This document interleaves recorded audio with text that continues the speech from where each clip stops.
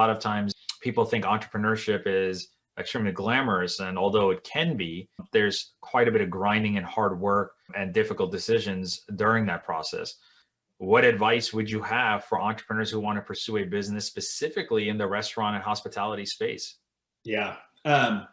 So yeah, I think the first thing is, and this is what I touched on earlier about making sure you go in with eyes wide open, right? Marrying that passion with a very clear understanding of what the expectations will be. I think the other really, really important thing here is, in my mind, in order to be successful, even with a small operation like we had, it requires two people of different sort of mindsets. You need both an operations person, so somebody that's passionate about the kitchen or about the food, right, that can manage a lot of that. And then you need the person with the business discipline, right, to drive things forward.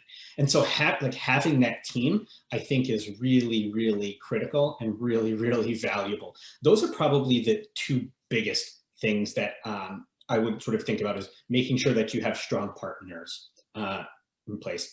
And then there's a variety of other small pieces of advice that I would give, and this is true sort of anything, is networking. Networking is so, so important. No, this is great. It crosses the entire gamut of entrepreneurship in general, right? Make sure you have good partners.